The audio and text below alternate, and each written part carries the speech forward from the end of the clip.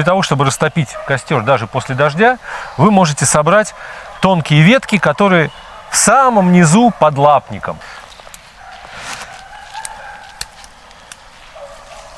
Если на деревьях вы найдете вот такие вот потеки смолы, то это вам повезло, потому что чуть-чуть их срезав себе вот так в ладошку, вы получите очень хороший запал. Смола хорошо горит.